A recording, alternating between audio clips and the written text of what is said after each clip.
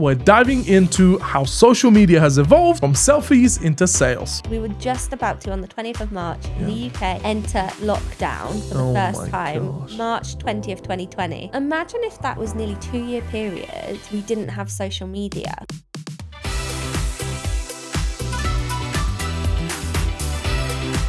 Welcome to the Social Edge podcast. I'm Ishu. And I'm Georgia. And today we're diving into how social media has evolved from selfies into sales. Social media has become the new marketplace, but how did we get here? We're going to dive in today. Let's do it. Well, we've had a lot of crazy episodes and a lot of controversial topics. And I think this is another one that a lot of personal brands and businesses are trying to dive into and diversifying. So, I'm excited to dive into it. It's a really exciting topic because we tend to work with clients who are trying to build social media so that they can sell their products, their services via their personal brand or their business pages. That's it. But what we want to talk about is what has caused this to happen. And I think that brings up the other topic, which is, are creators different from people who are trying to sell on social media? What's the difference? And how can we distinguish them? That's it. Well, let's dive into it. I mean, question number one that I have is really, how has social media evolved in the last decade? We've seen a lot of change through Meta, Instagram, TikTok. Give us a few rundowns. A few thoughts. Well, let's go back in time with teenagers. I remember my first laptop. It was an Acer. Oh. Yeah, an Acer laptop. I think it must have been about £300, something like that. It was massive. And the platforms that I had as a teenager were MSN. Oh. Bebo. Shout out. I was never on Bebo. You were never on Bebo? No, I was not on Okay, Bebo. so Bebo, MSN, and then I later would have had things like BBM. And then Facebook. Yeah. Before then having things like Snapchat, Instagram, and where we are today. Yeah. So let's go back to the beginning, right? Come on, let's do it. Let's talk. And there were things I never had, which you had. MySpace. That's it. Shout out to all the oldies out there. So if these were the starts of social media, what was it all about? Because let's take Bebo, for example. Yeah. With Bebo, you would have your wall and you could have your top friends. That's it. So you were only connected on Bebo with people you wanted to be connected with. So it was like your friends. You would showcase your top friends on your profile. You could even have like a little best friend. Do you remember? Yeah. And then you would have like a banner at the top.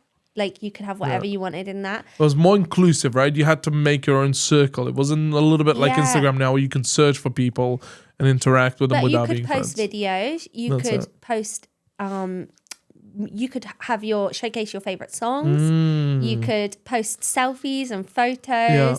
I actually loved Bebo. Did you? Yeah. Oh, should we bring it back? I just remembered what the banners were called. They were called skins. Really? Bebo used to have this thing called skins, and it was like your way of, I guess, curating your personal brand because you could have like it in a coloured building theme. your little avatar online. Yeah, but then so from Bebo, we had Facebook, and the initial Facebook profiles. So you would have a cover photo, you would have a profile photo, and people used to post on each other's walls. That's it. Yeah, so to get each other's attention. Very community based. So Facebook is a great example because Facebook has evolved, especially like with Meta and stuff. Yeah. From what Facebook initially was to where we are today, how have we got there? Yeah. And is it a good thing? Yeah. I think the interesting thing about all these social platforms from the get-go was to connect people from all around the world. For example, Zuckerberg, when starting Facebook, that was the whole idea. I think I've heard the story before where it was all about a university related connection so people can connect in university. That's how it began, right? And then it became this massive thing where people can connect from state to state, to then overseas, and so on. Yeah. And now it's become this platform where you have freedom of speech, being able to say whatever you want, however you want to say it, post whatever, without really considering how it will hurt somebody in a way. Yeah, it's very interesting how we are now having to navigate freedom of speech, personal branding, promotional material, to then business and sales. Yeah. So talking about that, and the evolution, do you think this has benefited content creators more than perhaps businesses, or vice versa? I think it's really interesting because like when you think about the content we used to put out, I remember it was like statuses. So you would update your status. So you could do that like fairly frequently. You could do it as often as you wanted. Yeah. So you would post on friends' walls in like, so the thing with posting on walls was like, you wouldn't direct message someone. If you wanted the world to see, you would put it on someone's wall. And like, I just think of this funny example, like if people were boyfriend and girlfriends, like in school and in college and stuff, they would like post like, I love you on each other's walls or like messages. The other thing which was funny was that people used to do status updates and it would be like, just been shopping with so-and-so and had Is a you great feel day. safe in this area? Do you remember you could do the I'm the feeling safe area? happier and stuff, and like just been to do this, I'm feeling about this way about it. So it was like you would update via words more than anything. You would update your status, what's going on in your life, or like that thing that you wanted to share. Whereas now with like Instagram and Facebook and TikTok, I suppose, we have like stories. So we share, like when you're out and about, you just share a quick pic. That's it. Right? So it's funny, isn't it? Because social media has developed with the advancement of like smartphones. Because like as our smartphones have become smarter with cameras and better quality cameras, social media has caught on to that. So it's like now, rather than sharing a status update, just gone to the shop, you just post a photo, or just gone to have dinner at this fancy restaurant. Instead, you would just post a photo at the fancy restaurant and you would tag the location, right? And tag the person that you're with. So it's like, it's all, instead of you writing what's happening, you showcase it. That's it. Okay, so then let's take that into your question about businesses. Is it a good thing? Well, it allows us to be more authentic in the way that we engage people and the way we share content. Instead of like having to like handwrite curate it in that way, we do it in this creative, sort of like visual art form, visual way. That's it. And do you think how do you think currently are content creators and businesses using this form of creating attraction to then convert people? Whether that's converting them in an attention way to bring them into their reality of creative art or whatever it is they're talking about, all the way to businesses that are sharing a digital product. Or well, we've spoken about in the past, in one of our past episodes, about how social media has become a shop window. Yes. Right? So that directly links to businesses and like our clients and what they're selling. Yes. So now social media has become a way of searching like credibility of services, credibility of products, brands, like people. Like if I was to work with someone and they started like telling me all of who they are, I'm not going to Google search them. I'm going to go and find them on Instagram and check out their Instagram. Anybody applying for eStudios right now, taking notes? Or thinking about like businesses, if you're going to work with a business or if you're going to buy a product, you might not even look at their website these days. You'll go to their Instagram and you'll look at the content they're putting out. And you'll check them out. Instagram, absolutely. their Facebook, their LinkedIn, their TikTok. It shows their character, their personality. So it's almost become, like I remember like LinkedIn can be described as like your living CV. Your moving and living CV. Well, Instagram's like your living shop window. That's it. Facebook is like your living community hub. And TikTok's like your showcase of who you really are. Oh my gosh, that's it. So it's like actually, because social media has evolved in this way to become like a place of commerce, like an online place of commerce, it's become almost like a shopping destination. So do you think you're following that train of thought then? Do you think with everything that we post and do on social media, you are selling yourself or your product or your service or your personality? Because realistically, if you think about it, everything is sales. Well, yeah, it's it's like everything is like for currency, but your currency is views. It's attention. That's an interesting point. A lot of a conversation we had with a client of ours last week was, I try and protect my time. My time is everything. But actually, if you have so much time on your hands, but it's not valuable and you're not keeping attention, actually the time is not valuable. It's keeping people's attention that is valuable for as long as possible. The currency. That's it. So even when it comes to, because social media, like I can't remember whether these early platforms had like numbers. I don't think so initially. Like MSN never did. BBM, those were just purely communication platforms. Then like an MSN, you would have like your name, and like you could have like a little I think it was like a status actually. So you would sort of like showcase what you're doing, and then you would just communicate with people. Whereas then like Facebook brought in like the like button, right? So it was like you would like something. That's obviously evolved now to love. Emojis and all that sort of stuff. Yeah, for sure. Yeah. But like if you think about it, even that is a currency. It's a form of sales. Absolutely. And actually there's that program, isn't it? Like the Social Dilemma. And it's all about how the thought or like the creators of social media operate in the same way as like people who design casinos and casino games, because the currency is your attention, and they're trying to get that out of you. So if we understand that that is what social media has become, one, how do our clients, like businesses and brands and people with personal brands, how do they utilize that to their advantage? But equally, for those people who do want to remain an authentic sort of presence online, or keep putting out an authentic presence online, how can they continue to do that in this crazy realm of social media? That's such a good question, because it's all about the seamless buyer's experience. Yeah. So for example, sometimes do you catch yourself where, you're watching TV or something, or you're with Thea, and then suddenly you pick up your phone, you open Instagram without intentionally thinking, oh, let me go to Instagram. Yeah. Right? Or Facebook, or you're scrolling maybe through a website and you're starting to just click and open things without really, it's kind of subconscious, right? Or when you think about a Nike, do you think about Nike in the written form, or do you think of the logo? Yeah. Right? Or when we're thinking about Adidas, right? Are you looking at the words Adidas, or are you looking at the three little triangles things, right? It's almost like building such seamless experience, something easy to click, easy to go to, without having to consider going to it. Well, let's also take that the step further.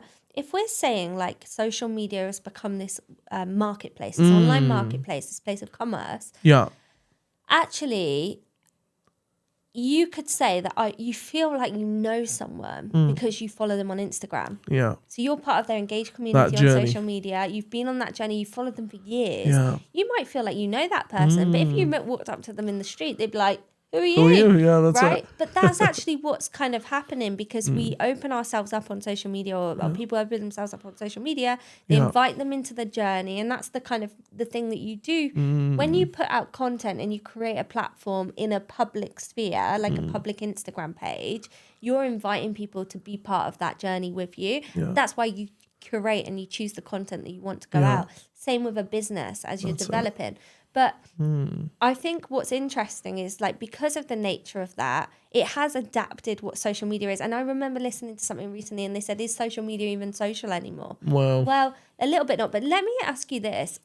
That's interesting. Rewind 5 years. Yeah. We were just about to, on the 20th of March in the UK, enter lockdown for the first time. Gosh. March 20th, 2020. That's it. And imagine if that, like, what was nearly 2-year period, we didn't have social media. Oh my god! Because actually, in that period of time, there was probably good and bad of it all, right? But that was a connection point for people. Massively. So do you reckon that social media became more social again during that time, because people were locked in, and then they're sharing their lives in a more social way? What do you reckon? Yeah, I think they became social at the time and super antisocial when the time passed. Yeah. And mental health, depression, all these different things really boomed up. But what happened in a business terms, for example, Zoom took a massive advantage of it. Yes. This is when Zoom became one of the biggest platforms to spend time with your family. It wasn't FaceTime. Yeah. It wasn't Skype. It was Zoom. It was Zoom. It gave you the ability to play games on there. Multiple people joining. That's it, for free. 40 minutes free time with your friends and family. Yeah, incredible. So they utilized the urge of people wanting to be together and spend time together for a longer period of time, where social media was quite momentary, right? But also around that time is when TikTok launched. TikTok launched, yes, and correct. Instagram launched Instagram Reels. That's it. So short form content became a thing during the pandemic. Yes. And I guess people were at home. They were consuming more. Yes. And people had time to film content, maybe. Yeah. So that's when you started getting these tip videos. That became a thing really then. That's it. Because other than that, prior to that, if you wanted to watch tips, you would have gone to YouTube. So technically more long form content. Which also shifted the marketplace a little bit. If we just go down a little bit further, everybody that used to shop in store, in person, went virtual. Mm-hmm. Which then with TikTok, we have TikTok shops now. Yeah, so people utilizing videos. Everyone had to leverage their online space during the pandemic. Yeah. We're just talking from the UK, but it was the US as well. Yeah, obviously, we spent a lot of time in the US. A lot of our clients were in the US. Yeah. The USA, was in lockdown. Various states were different, but some states were locked down for a long period of time. But everyone shifted during that time to have a great online presence. People built their personal brands. They had clear call to actions, clear links in bios, clear websites. Like everyone elevated during that time on social media to create their online marketplace because the world shut down. Yeah. So actually you're right. There was a huge evolution of social media as an online marketplace because of the pandemic. And had the pandemic not happened, maybe social media wouldn't have evolved to be that online marketplace quite as fast. I think it would have got there, but maybe not quite as fast as it did. Definitely not as fast, yeah. Absolutely. That's wild to think about. I kind of, even now, forget that COVID even happened. Well, I know. We just lived in it. And then once we were out of it, it's like human nature. We're just like, back into the swing of things. Now we're all trying to keep up with the trends and everything like that, which is interesting conversation, actually. I want to pick your brain about this. Yeah. Now everybody that's either building their business brand or their personal brand, often, we've had these conversations with prospects of ours, clients of ours about, okay, how do I start my brand? I'm not quite sure. How do I navigate this? We'll have an episode on this for sure. So you can go and check it out. But how do you think people navigated coming out of COVID into stepping into this new journey of, I have to get with the social media. I have to create an account. I have to have a LinkedIn. I didn't have a LinkedIn up until before COVID because I didn't need to. No, you didn't. I did, but not to the level, right? Everyone's different, and it's different based on what sphere you're in, but age as well, right? Because a lot of people, I suppose if you're over 30, and I'm not making a generalization here because there's anomalies to this, but prior to COVID and things, there were a lot of businesses and people with their own brands and stuff, but they didn't necessarily have a big online presence prior to COVID because maybe they didn't have to. It was fine to just use traditional marketing tactics. It was more of a choice. They may have had an email list. They may have had a social media presence, but it wasn't really that engaged. And obviously social media really has developed over the last 10, 15, 20 years. But in terms of businesses using it as a marketplace, yes, I really remember the time in around 2020 to 2022 when businesses were we need to develop our online presence. We need to sort out our social media presence. We need to become active on social media. And that's when it started. If you're not active on social media, you're leaving money on the table. That kind of stuff. It all kind of happened in that time because if you couldn't get your message out there in a world that wasn't going outside or couldn't go to the shop, you were going to fail as a business. So you needed to optimize yourself to hit an online marketplace, which obviously for a lot of businesses allowed them to grow exponentially because they tapped into that worldwide market. But for some, obviously, it probably was quite scary. And if you were in the older generation, i.e. you didn't grow up with social media, like our parents, that was hard, to make that shift. For sure. So answer me this. We talked about TikTok Shop. Yeah. We talked about links in bio now on Instagram, things like that. You can tag links in your stories. Yeah. Snapchat, I can't even believe Snapchat's still going because I had Snapchat when I was a young teenager. And it was a thing, and then I just didn't use it for so many years. But all of a sudden, Snapchat's made like a bit of it's a thing now. It's very big for news as well. It's big for news. It's big for celebs who want to showcase their stories, or like people with personal brand who want to create like a little private, like authentic community space. Yeah. So, like, what role does social commerce play today? Like, would you say, like, when we just sort of tapped onto this, but like, you've got your website and then you've got your social media page. Let's discuss that. Like, what role for people who've got a business right now, if you're building your personal brand or you want to sell something, you want to become an entrepreneur, how important is socials? Crucially important, I would say. Absolutely. And I think I just want to reel it back just one step. We have so many different social platforms that are kind of focused around specific groups of people. Yeah. For example, I'm not really on Facebook. I'm really on Instagram. For my generation, if I could say that, or my type of people that I connect with, I'm on Instagram. My mom, my parents, for example, they're all about Facebook. Yeah. Because you have the marketplace, you have all your friends and the news and everything like that. TikTok is, More Gen Z. Gen Z type of thing. And then you have Snapchat, which in a way is even before Gen Z. It was like all the younger people on Snapchat. Yeah, the younger people have gone on to Snapchat. So you kind of, when you look back and you think, okay, is it required? Absolutely.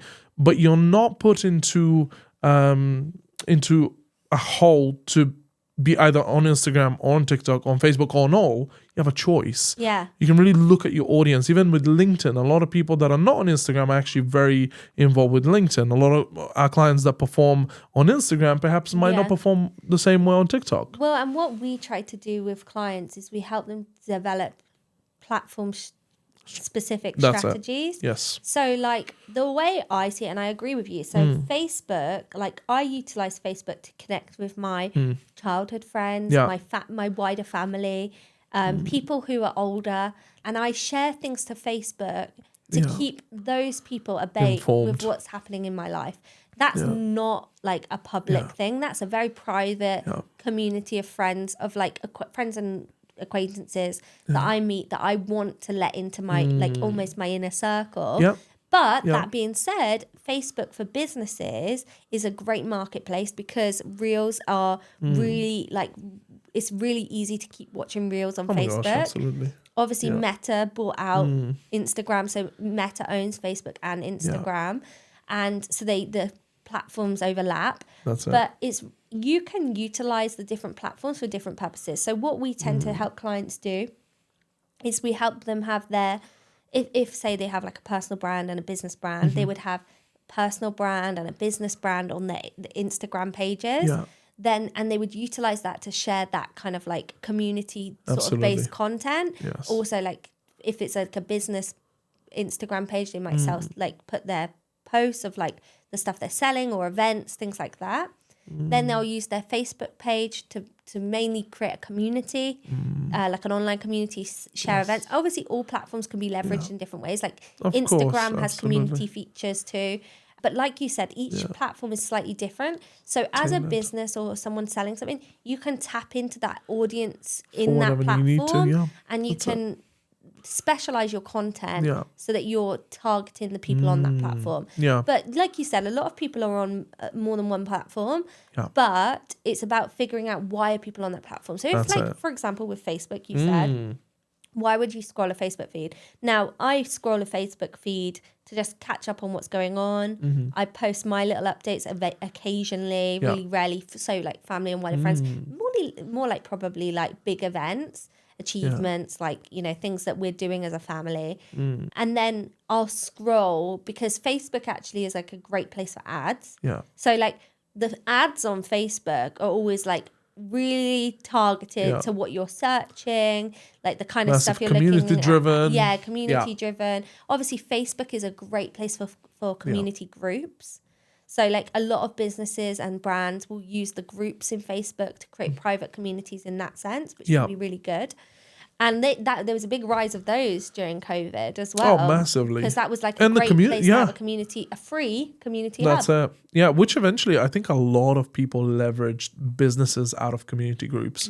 Like if you had a specific source of expertise, you would create a group. And out of that group, you would actually be selling people on, hey, I can do one-on-one coaching with you, or I can help you learn this, that, and the other. So really, Facebook actually created a massive platform and really networking, like an online networking massively, space for Facebook. Absolutely. Whereas Instagram has always been like a bit of a highlight reel. Yeah. And whilst people try to create like an authentic image, which we've covered in our previous episode, Instagram is the place where you go to kind of, or you go to look at like the best bits of people's lives.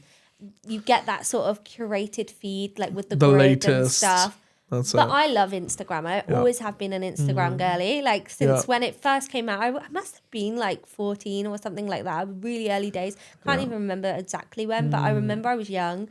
And I loved it from the get-go because I'm a very visual person. I love the idea of sharing photos. But it was always funny back then, you know, like when someone came on new on Instagram, like a friend or something, and they would just post like loads of photos in one go. And everyone's like, oh, you only post like once a day maximum on Instagram. Obviously, some people post more than that now. But it was funny, wasn't it? That was the trend back then. It remains kind of the case even now. You can't just spam people on Instagram. No one would appreciate that. But the funny thing is as well, like even when you think about the evolution of Instagram, when I first used Instagram, even though at the time I don't think you could, maybe you could set private and public profiles, but I remember you would, I would, even if I was public, I can't remember, I would post as if I was only talking to my friends on Instagram. Whereas like now, unless you've got a private page, you're talking to, you are talking to your whole world, but you're also talking to like the people who are your followers.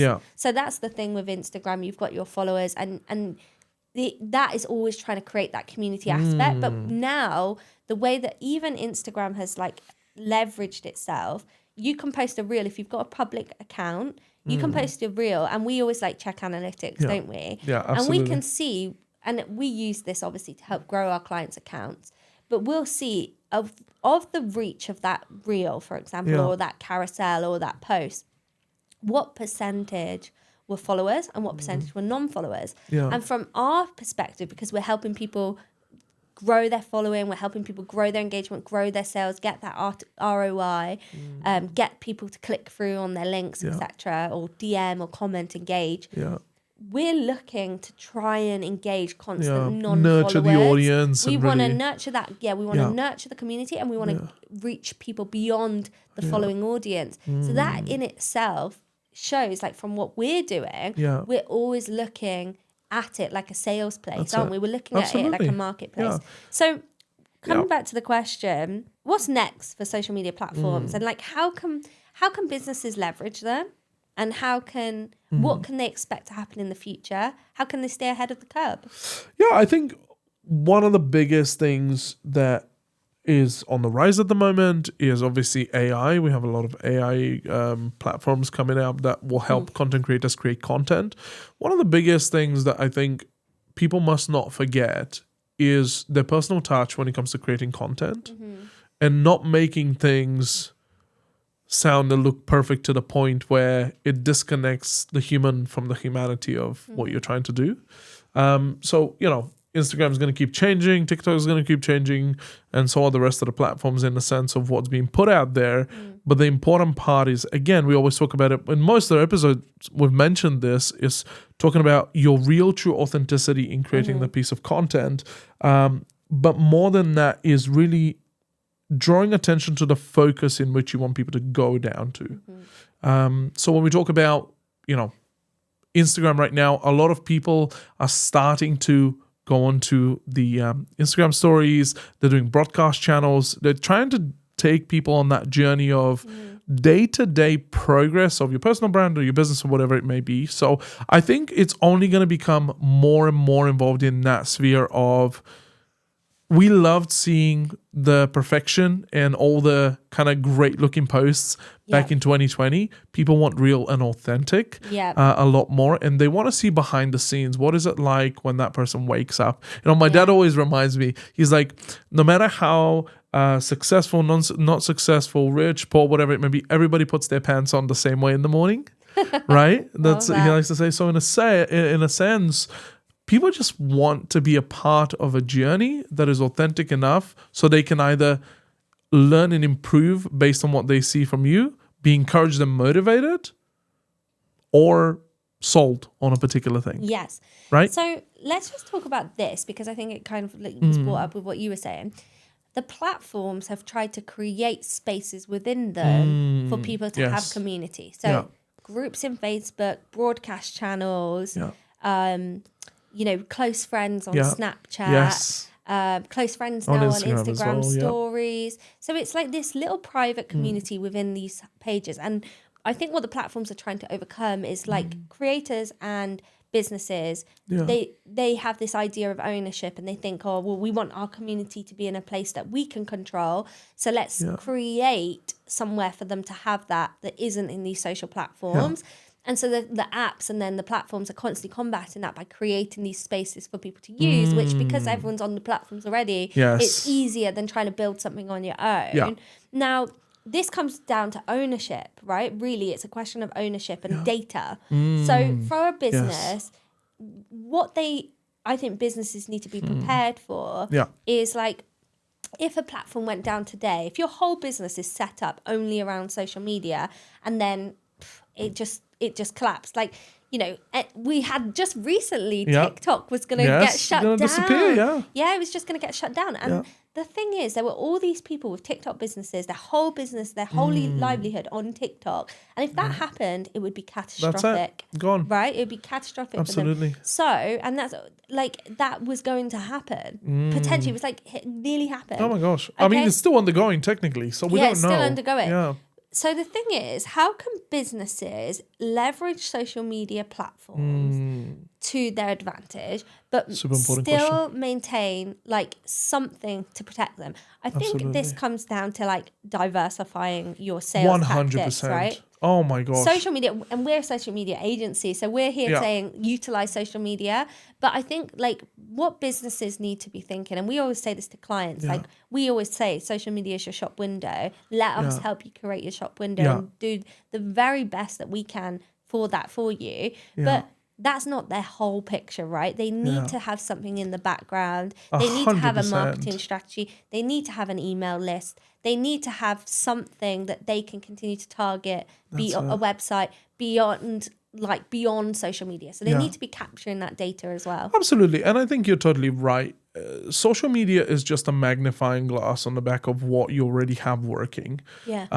You want to use it as a tool belt or a tool on your tool belt rather, to the point where when you need it, it's there to help drive traffic, provide, engagement and visibility to your audience. Millions. That's it, reach people. But if tomorrow it goes, at the end of the day, you should still have your website. You should still have your perhaps in-person community. You should still have your email list, like you said, your newsletter, always following up with people. But more than that, I think I like the word that you said, the diversifying, is being able to really find, and we talked to a prospect of ours earlier on, talking about having your value and knowing no matter where they decide to go, they are the person that has the magic dust. So even if TikTok disappears, Instagram disappears, Facebook, whatever it may be, you can still reach people. Yeah. Through another source, another tool. Yeah. And I think that's the important part. Which is why it's good as a business, we would say, to not just like put all your eggs in one basket. No, absolutely not. Like you should have a presence on LinkedIn. You should have a presence on Facebook, Instagram, like whatever. Like as long as it suits your brand and it suits you, you don't have to do them all. And even if they don't perform well, if they don't perform as well as the other, doesn't mean leaving the dust. You also don't need to like we tend to like, our solutions tend to be like, we will specialize in multi-platforms because we want to help people target people on those different platforms, create strategies based on the platforms. But you don't have to put all your energy into this. Like you don't have to put 100% energy into all the platforms. You can have like 60% energy into Instagram if that's your preference, 30 into something else, and 10 into something else. Like, or the other way round, you know, or you can split it equally. Like everyone has a preference, and that's okay. Preference is fine. Some businesses are better set to TikTok. Some businesses are better set to Facebook. Sure. So it's about figuring out what works for you, leveraging that, growing that, and then diversifying on the other accounts, I reckon. Yeah, 100%. And I think naturally there comes a flow in which you produce a certain amount of content and put a certain amount of effort behind certain platforms. Like, for example, for me, Instagram is easy. It's almost like second nature. I don't have to think about it too much. But if I have to do like LinkedIn or TikTok, I'll probably have to put a lot more effort and energy because it's just not something that I think about diversifying into. Yeah. You know? So I think, So we don't really have a whole lot to say about this, but I want to talk about like augmented reality because it's a buzzword at the moment. It's developing all the time. So like, you know, like at the moment, that's probably where we're going, right? The metaverse. Like, let's see where we go. We're going to rub some people the wrong way, I think, with this conversation now. Well, I don't necessarily have an opinion on it, but the virtual stage is about to go deeper, right? Like into the web.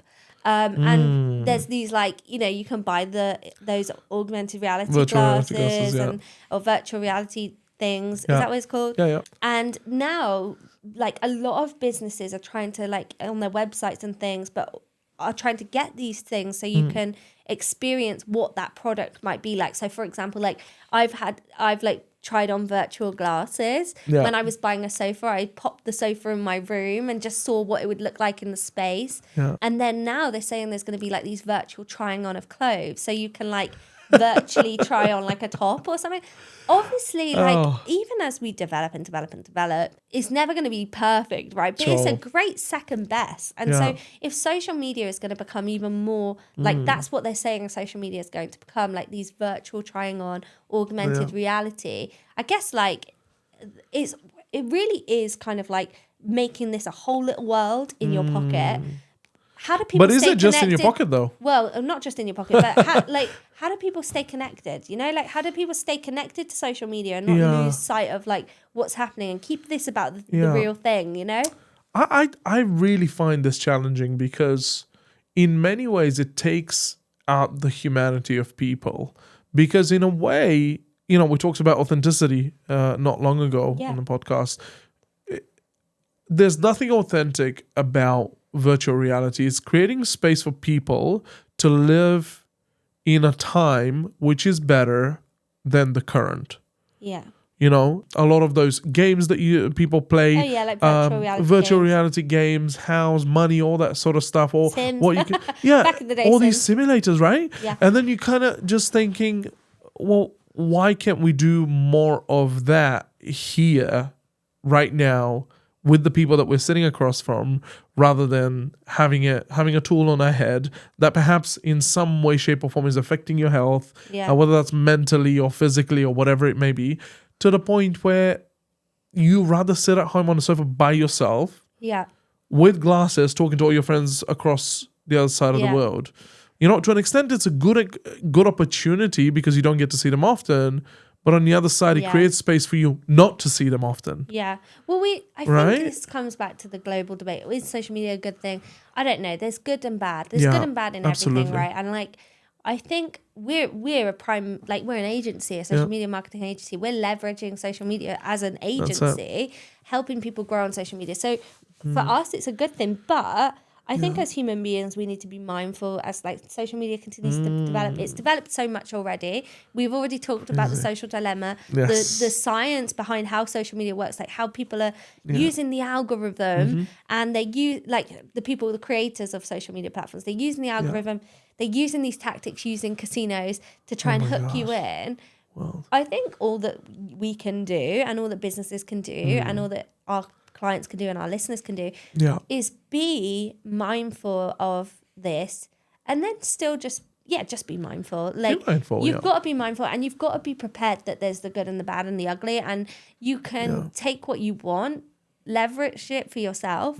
But like, of course, with the social world, with the internet, there's always unsafe spaces, just like there is in the real world. That's so you have to just be mindful of that. And as it develops, we're kind of just saying, be mindful of this, but you got to be very careful because it opens your mind to so many different areas in the negative, when it comes to addictions, when it comes to the areas of life that then you can't live without.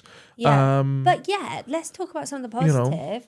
Online learning, like courses, I mean, of free course. content on YouTube, like people are learning so much because it's all out there. It's available. So it's like the world has become advanced, and it's like AI, right? The whole AI debate. Oh, we don't want AI because it's going to like take people's jobs. But then like leveraging AI increases efficiency. So there's always good and bad, and you have to weigh it all up, right? So I think we can't solve this debate. We can't solve the debate for sure. We're just mere people, but I think opening the conversation up is interesting, just to hold it in our hands and go, this is the reality. The reality is it's good and it's bad, and it has developed. Social media has developed over time. It has become a bit of a marketplace.